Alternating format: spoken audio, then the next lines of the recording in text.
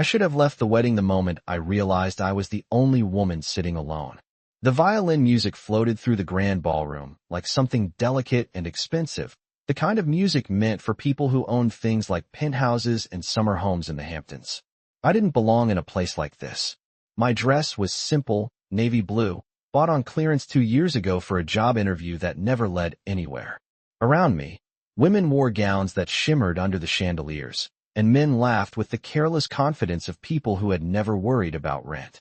I checked my phone under the table for the third time in 10 minutes. 9:18 p.m. Mrs. Alvarez had texted earlier to say Lily was asleep. My 6-year-old daughter always fell asleep early when she knew I was out. She liked to pretend she was brave about it. I slid the phone back into my purse and tried to focus on the wedding reception unfolding around me. The bride and groom were spinning slowly on the dance floor, surrounded by friends who clapped and cheered while a photographer circled them like a satellite. I knew the bride from community college. We'd shared a biology class 2 years ago before life got complicated. She had invited me because she said I deserved a night out. I wasn't sure she realized what that meant for someone like me. A single mom working double shifts didn't exactly have a wardrobe for Manhattan weddings.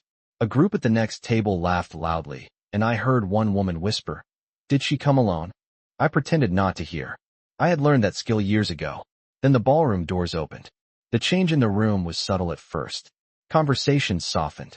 Heads turned. Even the waitstaff seemed to pause for half a second. 5 men walked in together wearing dark suits that fit too well to be rented. They moved with quiet confidence, the kind that made people instinctively step aside. The man in the center was taller than the others, broad-shouldered, his black suit perfectly tailored. Dark hair swept back from his forehead. His expression calm, controlled, but it was his eyes that made the air feel different. They scanned the room once, slowly, as if memorizing every face. I looked away quickly, assuming someone that powerful had no reason to notice a woman sitting alone near the back. But a strange silence settled around my table. I felt it before I understood it.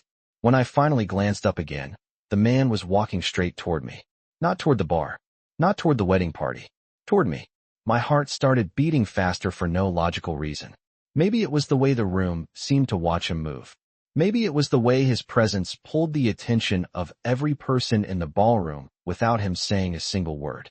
He stopped beside my table, close enough that I could smell the faint scent of cedar and something crisp, like winter air. For a second, neither of us spoke. I looked up, confused, certain there had to be some mistake. Men like him didn't approach women like me at weddings. Not in real life. Then he leaned slightly closer, his voice low enough that only I could hear. "Pretend you're my wife," he said calmly, offering his hand. I blinked, convinced I had misheard him. But his expression didn't change. Across the ballroom, 3 men in gray suits had just stood up from their table. And suddenly the man in front of me looked less like a stranger, and more like someone who had just pulled me into a story I didn't understand yet. My first instinct was to laugh because the sentence made no sense at all. Pretend you are my wife. Who walks up to a stranger at a wedding and says something like that with a completely straight face? But the man standing beside my table was not smiling, and his hand was still extended toward me, steady and patient, as if he already expected me to take it. I opened my mouth to refuse. Then I noticed the way his eyes shifted past me for half a second toward the far side of the ballroom. I followed his glance without turning my head too quickly. 3 men in gray suits were walking slowly through the crowd. They were not looking at the dance floor, or the bride, or the buffet tables. They were looking at him. Suddenly the music in the room sounded louder and thinner at the same time, like the violin strings had tightened too much. I looked back at the man in front of me. Up close he looked even more composed than he had. From across the room, early 30s maybe, clean jawline, dark eyes that were calm but alert in a way that made it clear he was paying attention to every movement around us. His presence carried a strange kind of gravity, the kind that made you feel like he had already made a decision about something important. "I think you have the wrong person," I whispered quietly, trying to keep my voice steady. "I am just here for the wedding." He did not react to the refusal. Instead, he took a small step closer to the table, so it looked natural, like we were already having a conversation. "Anyone watching would think we knew each other." "That is exactly why you are the right person," he replied softly. His voice was low and controlled, the kind of voice that did not need to be loud to be heard. "You are alone. No one here expects you to belong to me. That makes it believable. I blinked again, still trying to understand what kind of situation I had just walked into by simply accepting a wedding invitation. The three men in gray suits had stopped near the edge of the dance floor now. One of them appeared to say something to another guest while his eyes continued drifting toward our table. The man beside me noticed my hesitation. For the first time, his expression softened slightly. Not a smile. Something more reassuring. "You will not have to pretend for long," he said quietly. "Just one dance." I stared at his hand again. My brain told me this was ridiculous. Completely unreasonable. But something deeper inside me noticed another detail. The way the room had changed when he entered. The way people instinctively moved aside for him. Whoever he was, the attention following him did not feel like ordinary curiosity. It felt heavier than that. And somehow he had decided that standing next to me would make whatever was happening safer for him. Or maybe safer for me. My fingers tightened around the strap of my purse as my mind raced through the practical concerns that usually ruled my life. I should be leaving soon anyway. Lily would wake up early tomorrow morning. I still had to pack her lunch for school and iron my uniform for the morning shift at the diner. This man and his strange request had nothing to do with my world. And yet the three men in gray suits had just started moving again. Slowly. In our direction. The man beside me leaned closer, his voice barely above the sound of the music. "If you walk away now," he murmured calmly, "they will come straight to this table." My stomach tightened. "And that would be a problem?" I asked quietly. For the first time he looked directly into my eyes. Not cold. Not threatening. Just honest in a way that made my heartbeat speed up. "For both of us," he said simply. The violin music shifted into a slower melody as couples began returning to the dance floor. His hand was still waiting. "So," he said gently, "Mrs. Romano, shall we dance?" I did not know why my hand moved. Maybe it was the way he said the name. Mrs. Romano. Calm. Certain. As if the decision had already been made somewhere beyond my control. My fingers slowly slipped into his hand before my brain could argue with the choice. His grip was warm and steady, not tight, not forcing anything. But there was a quiet confidence in it that made the entire moment feel strangely real. "Good," he said softly, almost like he had expected nothing else. He gently pulled my chair back so I could stand. The movement was smooth and natural, the kind of gesture that made it look like we had done this 100 times before. Around us, the wedding guests were laughing and clinking glasses, completely unaware that anything unusual was happening near the back table. But I could still feel the presence of the three men in gray suits somewhere behind me like a pressure in the air.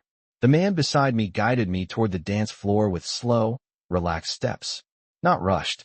Not nervous. If anyone looked at us, they would see a couple joining the next song like everyone else. When we reached the edge of the floor, he turned toward me and placed one hand lightly at my side, while keeping our other hands together. His movements were practiced but careful, as if he was making sure I felt comfortable enough to follow. The violin music wrapped around us as we stepped into the slow rhythm of the dance. I had not danced like this in years. My life usually involved early alarms, school lunches, late shifts, and bills stacked neatly on the kitchen counter. But somehow my feet remembered the simple steps. One step forward, one step back, turn. His voice came again, barely above the music. "Relax your shoulders," he murmured gently. "You look like someone who just agreed to a dangerous business deal." Despite everything, a quiet breath of laughter slipped out of me. "That is because I might have," I whispered back. For the first time, a faint hint of amusement touched the corner of his mouth. "You are doing fine," he said. I dared a quick glance across the ballroom. The three men in gray suits had stopped walking. One of them leaned toward the others as if speaking quietly. They were watching us now. Or more specifically, watching him. I felt my stomach tighten again. "Your friends seem very interested in our dance," I murmured carefully. His eyes did not follow my gaze. Instead, he kept his attention on me as if the rest of the room had disappeared. "They are deciding something," he replied calmly. "And what exactly are they deciding?" I asked. He guided me through another slow turn, the movement natural and effortless. "Whether you are truly my wife," he said. The words sent a strange chill through me. "And if they decide that I am not?" I asked quietly. This time he did glance briefly over my shoulder. Just a second. Then his eyes returned to mine, calm again. "Then this evening becomes much more complicated," he answered. The violin music swelled as the dance continued around us. Couples spun beneath the chandeliers, while waiters moved quietly between tables carrying trays of champagne. To anyone watching, it must have looked like the most ordinary moment in the world. But as we continued to move slowly across the dance floor, I realized something strange. His hand at my side was not guiding me just for the dance. It was positioning us, turning slightly, shifting our place among the other couples, always keeping our backs toward the men in gray suits. As if this simple dance was actually a carefully planned shield.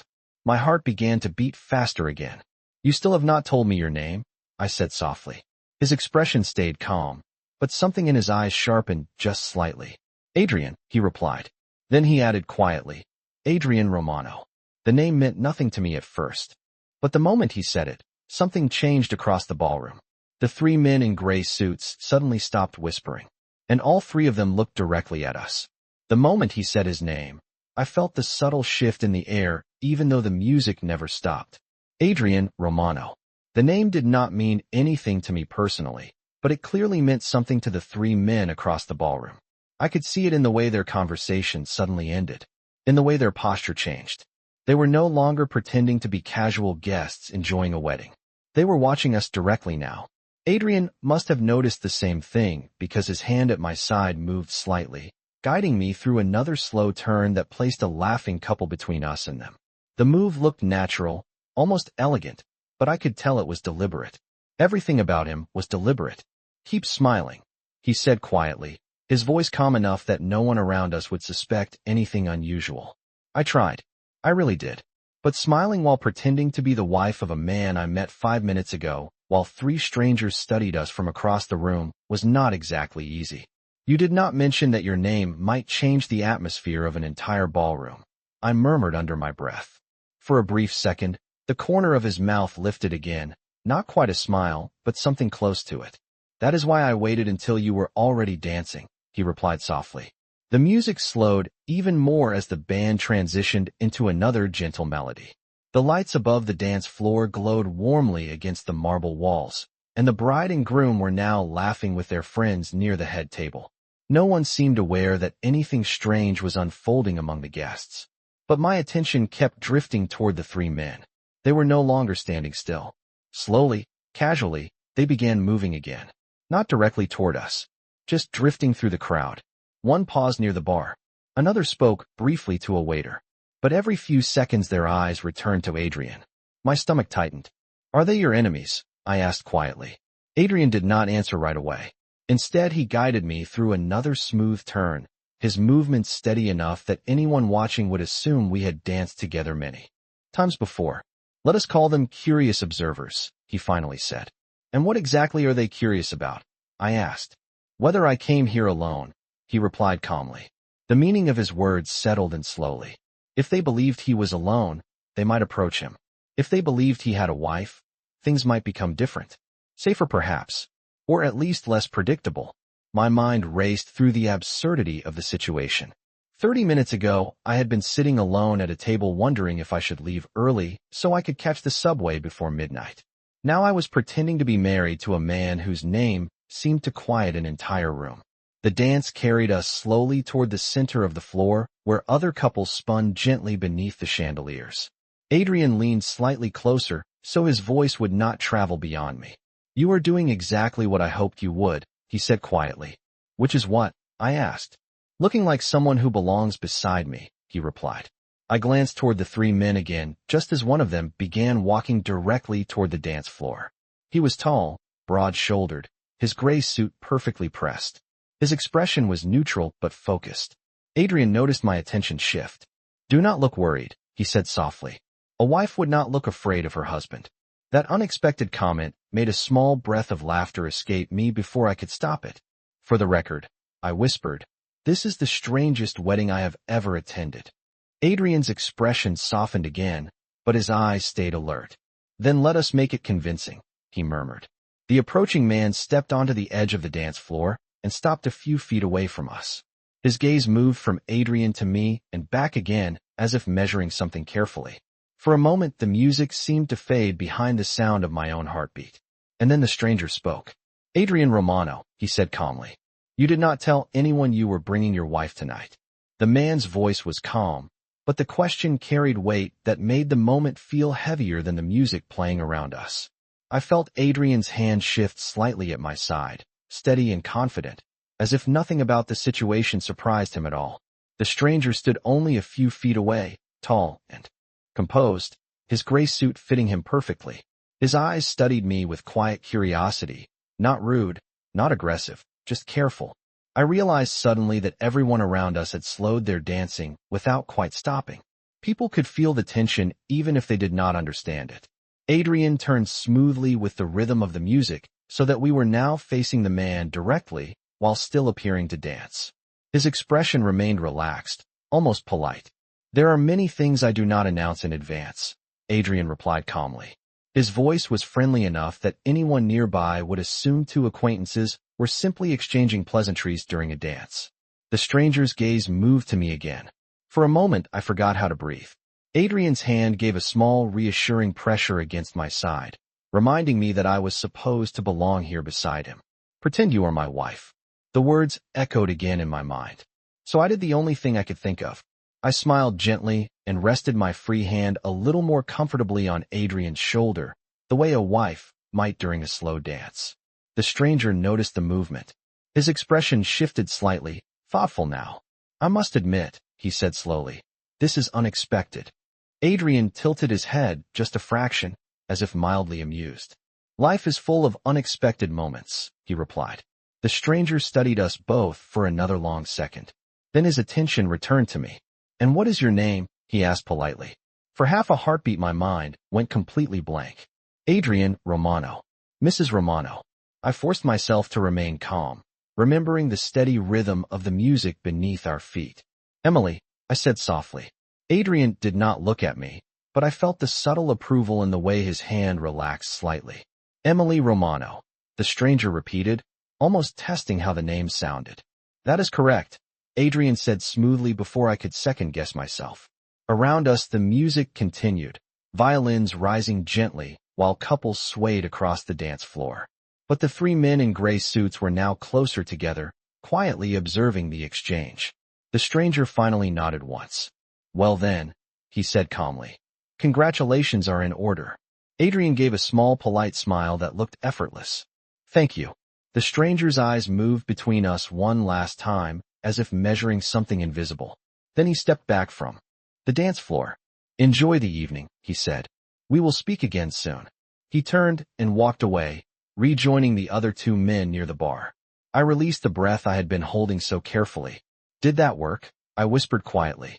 Adrian did not answer right away. Instead, he guided me through another slow turn as the song reached its final notes. When the music faded and the couples around us began clapping softly, he leaned closer, so only I could hear him. Better than I expected, he murmured calmly. I followed his gaze toward the three men again. They were no longer watching us so openly, but they had not left either. Something about the way they stood together made the room feel smaller. Adrian's expression remained composed, but his voice lowered just enough to carry a new seriousness. Now comes the difficult part, he said quietly. I blinked. I thought the difficult part was pretending to be married to a stranger in front of half the room. For the first time since we met, Adrian allowed himself a small genuine smile. No, he said softly. The difficult part is convincing them that the marriage is real. For a moment I thought he was joking, but Adrian Romano did not look like a man who joked about anything important.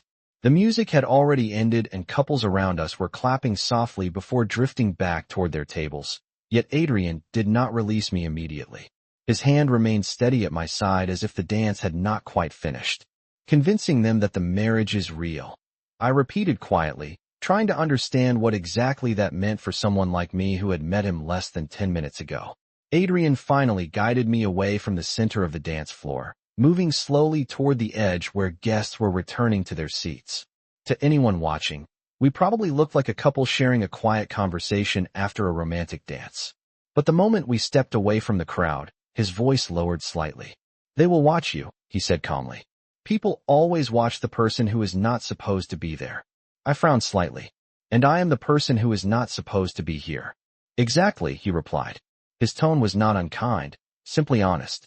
I glanced toward the bar where the three men in gray suits were standing again. They were speaking to one another quietly, but every few seconds one of them looked in our direction. My stomach tightened again. "So what do we do now?" I asked. Adrian stopped near one of the tall windows overlooking the city lights. The glass reflected the golden glow of the chandeliers behind us, while Manhattan stretched out beyond the hotel like a sea of quiet buildings. For a moment, he simply looked at the room, studying the guests the same way he had when he first entered. Then he turned back to me. "We behave like a married couple who came to celebrate a wedding," he said. "That means we talk. We laugh. We stay close enough that no one questions it." I crossed my arms slightly, still trying to absorb the surreal situation. "You make that sound very simple." Adrian considered that for a second. "For me, it is," he admitted. I could not help letting out a small breath of disbelief. "You realize I was sitting alone eating wedding cake 20 minutes ago," I said quietly. "Now I am apparently pretending to be married to a man whose name makes people stop talking." Something in his expression softened again, just for a moment. "I am aware," he said, "and I appreciate your cooperation." The way he said it sounded sincere, not like a command, but like genuine gratitude. That surprised me more than anything else tonight. I glanced toward the bar again. One of the men in gray suits had now leaned casually against the counter, still watching us in a way that tried to look accidental. "They are not leaving," I said softly. Adrian followed my gaze briefly, then looked back at me. "No," he replied. "They are waiting." "For what?" Adrian's answer came without hesitation. "For a mistake." The words settled between us heavily. A waiter passed nearby carrying a tray of champagne glasses, and a burst of laughter rose from one of the nearby tables where the bride's friends were telling stories. The contrast between the cheerful wedding celebration and the quiet tension surrounding Adrian made the entire moment feel unreal. I looked back at him carefully. "And if I make a mistake?" I asked. Adrian studied my face for a second, as if measuring how much truth I could handle. Then his voice softened slightly. "Then I will fix it," he said calmly. I should have felt reassured. Instead, my curiosity grew stronger. Because men like Adrian Romano did not accidentally walk into weddings and ask strangers to pretend to be their wives. Something much larger was happening here. And somehow I had become part of it the moment I took his hand on the dance floor. Adrian must have noticed the question forming in my mind because he gave a quiet breath that almost sounded like a reluctant confession. "Emily," he said gently, "there is something you should probably know about tonight." Adrian's voice had changed slightly when he said my name. Not louder, not sharper, just more serious. The way someone sounds when they decide it is time to stop pretending everything is simple. The music from the band started again behind us, another slow melody drifting across the ballroom. But for a moment it felt like the entire room had faded into the background. "There is something you should probably know about tonight," he repeated quietly. I folded my arms loosely, trying to look relaxed even though my thoughts were racing. "I had a feeling there was," I said. Adrian glanced once toward the bar where the three men in gray suits were still talking quietly. Then he looked back at me. "They were not invited here by the bride or the groom," he explained calmly. "They came because they expected to find me." The words settled heavily in the air between us. I blinked once. "That sounds like something I should have known before agreeing to dance," I said. Adrian did not look offended. If anything, he looked like he respected the honesty. "You would not have agreed," he replied simply. That answer was so direct it made me pause. He was right.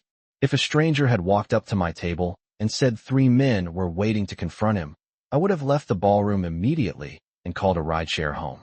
I glanced toward the men again. One of them had ordered a drink and was leaning casually against the bar, but his eyes still drifted across the room every few seconds. "So what exactly do they want from you?" I asked quietly. Adrian took a slow breath before answering. "Information," he said. "Influence. Sometimes simply an advantage." The words sounded vague on purpose, but there was enough weight behind them that I understood. One thing clearly, Adrian Romano was not an ordinary guest at a wedding. I studied his expression carefully. He still looked perfectly calm, the same composed man who had crossed the ballroom earlier and asked a complete stranger to dance. "And tonight they expected to see you alone," I said slowly. Adrian nodded once. "Exactly." The realization spread through my mind piece by piece. If they believed he had a wife, the situation changed. A married man looked less vulnerable, less isolated. harder to approach without witnesses. So, I am part of the strategy, I said quietly. Adrian held my gaze for a moment before answering. You are the reason the strategy is working, he corrected gently. The sincerity in his voice caught me off guard again. This man could have been cold or demanding, but instead he sounded almost grateful. I looked down briefly at the dance floor where guests were laughing again and clinking glasses. The wedding continued around us like nothing unusual was happening. Adrian, I said after a moment, you realize I am not exactly prepared for this role. His expression softened slightly again. You are doing better than most people would, he replied. I shook my head a little. That is not very reassuring. For the first time since we met, a quiet chuckle escaped him. It was brief, but it changed his entire expression for a second. Then let me make it simpler, he said calmly. All you need to do is stay beside me until the evening ends. I raised an eyebrow. That sounds suspiciously easy. Adrian's gaze shifted once more toward the men at the bar. They had stopped talking again and were watching the room carefully. When he looked back at me, the calm confidence had returned fully. It would be, he said quietly, if they believed you were only pretending. Adrian's last sentence lingered in my mind longer than I expected. If they believed you were only pretending. The band continued playing behind us, the soft violin and piano blending into the steady hum of conversation across the ballroom. Waiters passed with trays of champagne and sparkling water while guests laughed and gathered around the dance floor again. Everything looked perfectly normal, but the tension near the bar had not changed.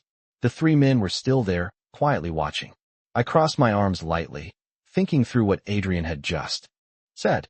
So what exactly convinces them this marriage is real? I asked. Adrian considered the question for a moment before answering. His eyes moved briefly around the room again, measuring the space the same way he had been doing all evening. Details, he said calmly. People believe details. I frowned slightly. That sounds vague. Adrian turned toward me a little more fully, his posture relaxed but focused.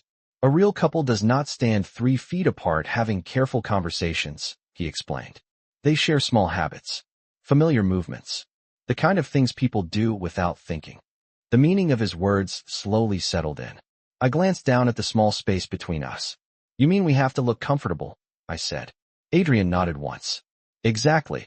I let out a quiet breath and shifted my weight slightly, standing closer beside him so it looked more natural. Like this, I asked.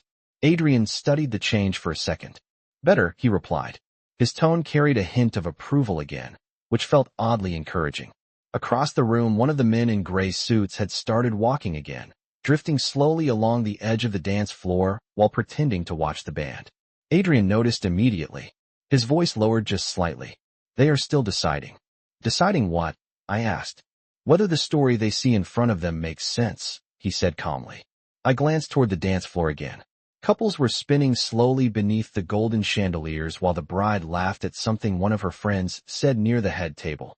No one else seemed to notice the quiet game unfolding between Adrian and the men near the bar. I have a question, I said after a moment. Adrian raised an eyebrow slightly. Only one. I ignored the dry humor. If they came here expecting to find you alone, I said carefully, then they probably know something about your life. Adrian's expression did not change, but his eyes sharpened just a little. Yes, he replied. So if you suddenly appear married, I continued, would that not make them suspicious? Adrian studied me for a long second, and for the first time I saw something like genuine respect in his expression. You think quickly, he said quietly. I shrugged slightly. Single mothers learn to notice details. The words slipped out before I could stop them. Adrian's attention sharpened immediately. Single mother, he repeated softly. I realized too late that I had said more than I meant to. It is not important, I said quickly. But Adrian was still watching me carefully now, the way he watched everything else in the room. Not curious in a casual way. Curious in a thoughtful way. On the contrary, he said quietly. It might explain something. I blinked. Explain what? Adrian's gaze shifted briefly toward the 3 men again before returning to me. His voice softened slightly. Why you stayed, he said. I frowned. I stayed because leaving suddenly would have looked strange. Adrian shook his head slowly. No, he replied calmly. You stayed because you are someone who protects the people standing beside you. The comment surprised me enough that I did not answer right away. Before I could respond, one of the men in gray suits finally stepped away from the bar and started walking directly toward us again. The moment I noticed the man in the gray suit walking toward us again, my stomach tightened in a way that made the entire ballroom feel smaller. The music continued behind us, light and cheerful, but my attention was fixed on the steady rhythm of his steps crossing the polished marble floor. Adrian noticed it at the exact same moment. I could tell by the subtle way his posture shifted beside me. Not tense, just more aware, like someone adjusting the position of a chess piece before the next move. One of them is coming back, I murmured quietly. Adrian did not turn his head. His gaze remained calmly on the dance floor where couples were spinning beneath the chandeliers. Yes, he replied. That was inevitable. I folded my arms loosely, trying to appear relaxed while my thoughts raced. Do we keep dancing? I asked. Adrian glanced toward the band as another slow song began. The violin lifted into the air again, soft and elegant. No, he said calmly. This time we talk. I raised an eyebrow slightly. About what? Adrian finally looked down at me, his expression thoughtful. About something ordinary, he said. Something that makes it clear we belong together. I let out a quiet breath. I am beginning to understand why you needed a convincing story. Adrian's expression almost softened again. Exactly. The approaching man was now only a few steps away. I could see him more clearly this time. He looked to be in his early 40s, confident but careful, the kind of person who paid attention to every detail in a room. When he stopped beside us, his expression was polite but watchful. Adrian, he said calmly. Adrian turned toward him with the same relaxed composure he had shown earlier. Good evening, Adrian replied. The man's gaze shifted briefly toward me again, studying my face with quiet curiosity. I remembered Adrian's words about details. A real couple shares small habits, familiar movements. So before I could second-guess myself, I reached gently for Adrian's hand. His fingers closed around mine immediately, the movement so natural that it surprised even me. The stranger noticed. His eyes lingered on our hands for half a second. Then he looked back at Adrian. I did not expect to see you married, he said calmly. Adrian's tone remained easy. Life rarely announces its most important moments in advance. The stranger considered that answer for a second before turning slightly toward me. Emily, was it? He asked. I nodded politely. Yes. He offered a small respectful nod in return. Congratulations, he said again, though his voice suggested he was still measuring something in his mind. I forced myself to stay calm. Thank you, I replied gently. Adrian's thumb brushed lightly across the back of my hand in a small, reassuring motion that looked completely natural to anyone watching. Emily was just telling me about her daughter, Adrian said suddenly. The words caught me by surprise for a fraction of a second, but I understood the intention immediately. Details. A believable life. I nodded slowly. She is 6 years old, I added quietly. Her name is Lily. The stranger's expression changed slightly. Not suspicion. Something more thoughtful. A family man now, he said, looking back at Adrian. Adrian's voice remained calm. Some responsibilities are worth accepting. The man studied both of us again, this time longer than before. The music swelled gently behind us while guests continued laughing across the room. Finally, he gave a small nod. Enjoy the evening, he said quietly. Then he turned and walked back toward the bar where the other two men were waiting. I released a breath I did not realize I had been holding. Adrian's hand remained around mine for another second before he spoke softly. You handled that well, he murmured. I glanced toward the three men again as they quietly resumed their conversation. Did we convince them? I asked. Adrian watched them carefully for a moment before answering. Not completely, he said calmly. Then he looked back at me, his expression thoughtful again. But mentioning Lily may have just changed everything. Adrian's words lingered in the quiet space between us. Mentioning Lily may have just changed everything. I followed his gaze toward the bar where the three men in gray suits had gathered again. They were speaking quietly, their heads slightly closer together now, as if the conversation had suddenly become more important. The music from the band floated through the ballroom again, cheerful and elegant, but my attention remained fixed on Adrian's calm expression. Why would mentioning my daughter change anything? I asked softly. Adrian did not answer right away. His eyes remained on the three men across the room, measuring their reactions carefully. Finally he spoke. Because families change the way people calculate risk, he said. I frowned slightly. That sounds complicated. Adrian looked down at me again.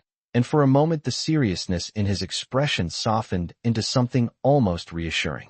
It means you made the story stronger, he explained. A wife can be invented. A child is harder to question. I let out a slow breath. I had mentioned Lily without thinking, simply because Adrian had brought it up first. Now it felt like that small detail had somehow become an important piece of whatever strange game was unfolding around us. You are very calm about all of this, I said quietly. Adrian considered that observation for a moment. Calm is useful, he replied, especially when people are watching for signs of weakness. I glanced again toward the three men. They were no longer looking directly at us, but I could tell they were still paying attention in the way someone listens to a conversation without turning their head. Do you think they believe us now? I asked. Adrian studied them for another second before answering. They believe something, he said carefully, which is already progress. A waiter passed nearby, offering glasses of champagne to guests returning from the dance floor. Adrian accepted one and handed it to me before taking another for himself. The gesture looked casual, the kind of small, thoughtful action a husband might do without thinking. I realized suddenly that he was still playing the part perfectly, even when no one seemed to be watching. I took a small sip of the champagne, mostly to give myself something to do with my hands. Adrian, I said quietly after a moment, can I ask you something honestly? He nodded once. Of course. I hesitated for a second before speaking. If I had refused to dance earlier, what would you have done? Adrian's answer came almost immediately. Found another solution. I studied his expression carefully. He was not offended by the question. If anything, he seemed to respect it. But you did not, he added calmly. You stayed. I looked down at the glass in my hand for a moment before answering. Leaving would have felt wrong. Adrian's gaze sharpened slightly with interest. Why? I shrugged a little. Because when someone asks for help in a room full of people, it usually means they have no one else to ask. The words came out simpler than the thought behind them, but Adrian seemed to understand exactly what I meant. He studied my face quietly for a few seconds, as if reconsidering something he had assumed earlier. Then he gave a small nod. That explains it, he said softly. I blinked. Explains what? Adrian's attention drifted once more toward the bar, where the three men were now preparing to leave their drinks behind. They looked like they had reached some kind of decision. When Adrian spoke again, his voice carried a new seriousness. Why you were the right person to ask, he said. I followed his gaze and felt my heartbeat quicken slightly. One of the men had started walking toward us again, slower this time, as if he no longer needed to rush. Adrian set his champagne glass down on a nearby table and turned slightly toward me. His expression was calm, but there was a quiet intensity in his eyes now. Emily, he said softly, if they ask another question, answer the way you have been answering all night. I swallowed lightly. Which way is that? Adrian's voice lowered just enough that only I could hear it. Like you are not pretending at all. The moment Adrian finished speaking, I felt the quiet tension in the room shift again. The man in the gray suit was approaching us for the third time, but this time his steps were slower, more confident, like someone who had already reached a conclusion and simply wanted to confirm it. The music from the band drifted gently through the ballroom as couples continued dancing beneath the golden chandeliers. Laughter rose from the tables near the bride and groom, and champagne glasses clinked softly in celebration. Yet the small space around Adrian and me felt strangely separate from the rest of the room. Adrian stood beside me with the same calm composure he had shown all evening. If he felt any pressure from the approaching conversation, he did not show it. His hand rested lightly at my back, a small gesture that looked natural to anyone watching, but also kept us standing close enough to appear completely comfortable together. The man finally stopped a few feet away and gave Adrian a polite nod. Romano, he said calmly. Adrian returned the nod with the same easy confidence. Good evening again. The man's attention shifted to me once more. His expression was not unfriendly, but his eyes were careful, measuring every detail. I remembered Adrian's quiet instruction. Answer like you are not pretending at all. Emily, the man said thoughtfully. You mentioned your daughter earlier. I nodded gently. Yes. He tilted his head slightly. 6 years old, you said. That is right, I replied. The stranger studied my face for another moment before speaking again. And how long have you and Adrian been married? The question hung in the air between us. For half a second my mind raced, but I forced myself to remain calm. Details. Adrian had said people believe details. I glanced up at Adrian with a small smile, the kind that comes naturally when someone remembers an old story. Almost a year, I said softly. Adrian did not hesitate. 11 months, he added smoothly, as if the memory had just occurred to him. The stranger watched the small exchange carefully. I continued before the silence could grow uncomfortable. We met at a restaurant in Queens, I said gently. He spilled coffee on my notebook. Adrian let out a quiet breath that almost sounded like amusement. You walked directly into me, he corrected. I laughed softly. You were not paying attention. For a moment the conversation felt surprisingly natural, like a memory we had both shared instead of invented seconds earlier. The man in the gray suit watched us with quiet interest. Finally he nodded once. That sounds believable, he said calmly. Adrian lifted one eyebrow. Slightly. You were expecting something less ordinary. The stranger gave a faint smile. Men with your reputation rarely marry in ordinary ways. Adrian's expression remained relaxed. Life occasionally surprises us. The man glanced between us one last time before his attention settled on me again. Your daughter must keep you busy, he said politely. I nodded. She does. I felt Adrian's hand rest more firmly against my back, not controlling, just protective in a quiet, reassuring way. The stranger noticed the gesture. Something in his expression finally shifted, as if the last piece of his puzzle had fallen into place. He gave Adrian a respectful nod. Enjoy the celebration, he said. It seems you have more important things in your life now. Adrian returned the nod calmly. Family has a way of changing priorities. The man turned and walked back toward the bar where the other two men were waiting. They spoke quietly for a moment before gathering their coats and moving toward the ballroom exit. Only after the doors closed behind them did I realize how tense my shoulders had been the entire time. Adrian exhaled slowly beside me. His voice was calm, but there was relief hidden beneath it. Emily, he said quietly, I believe you just convinced them. For the first time since Adrian had approached my table earlier that evening, the tension in the ballroom finally began to fade. I watched the doors close behind the three men in gray suits, half expecting them to turn around and walk back in. But they did not. The music continued, cheerful and light, and the wedding guests resumed their conversations without realizing anything unusual had happened at all. Adrian remained beside me, his hand still resting lightly at my back. The gesture felt less like part of an act now and more like quiet reassurance. After a moment, he let out a slow breath. It was subtle, but it was the first sign all evening that he had been carrying any tension at all. You convinced them, he said softly. I glanced toward the entrance again, just to be sure the men were truly gone. I still feel like I just passed a test I did not know I was taking, I admitted. Adrian's expression softened slightly at that. You handled it better than most people would have, he replied. I shook my head lightly. Most people probably would have left the moment you said pretend you are my wife. Adrian considered that for a moment. That is true. A waiter passed nearby with a tray of champagne, and Adrian reached for 2 glasses, handing one to me again. The simple gesture felt oddly familiar now, like we had been doing this all evening. I took a small sip and glanced around the ballroom. The bride and groom were laughing with a group of friends near the dance floor while the band started another lively song. Everything looked exactly the way a wedding reception should look. Happy, loud, ordinary. I turned back to Adrian. So what happens now? I asked quietly.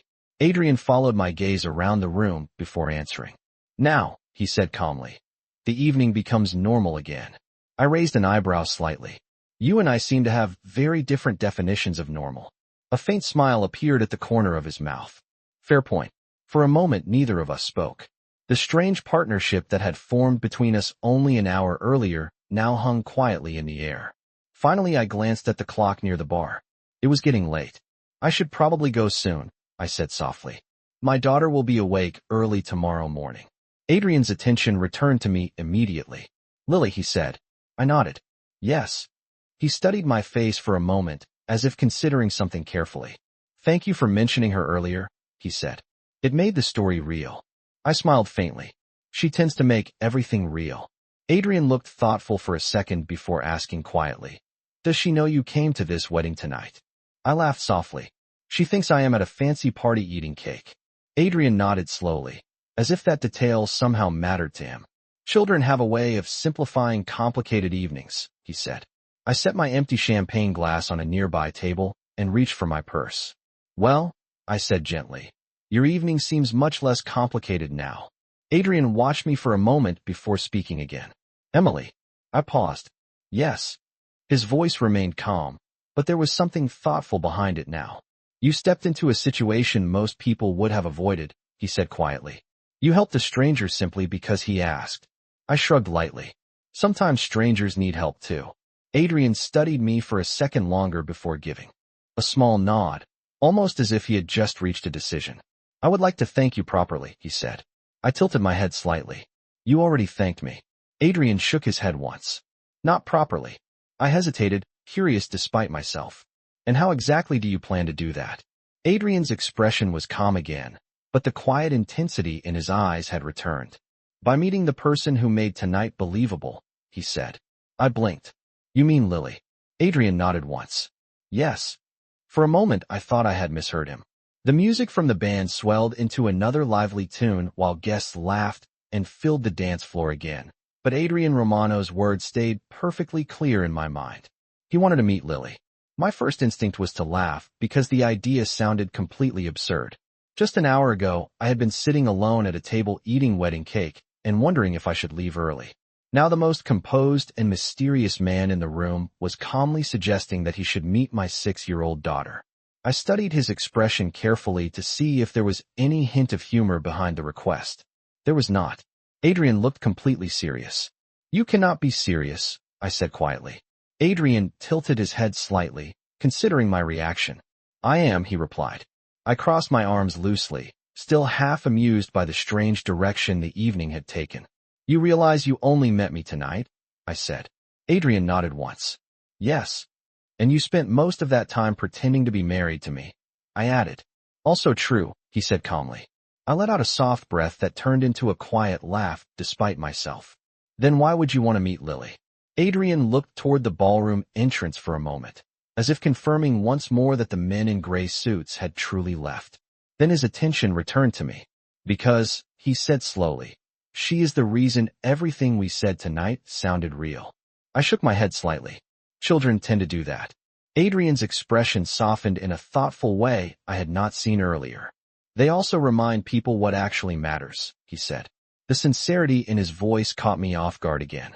This was the third or fourth time tonight that Adrian had said something unexpectedly genuine beneath the calm confidence he carried everywhere else.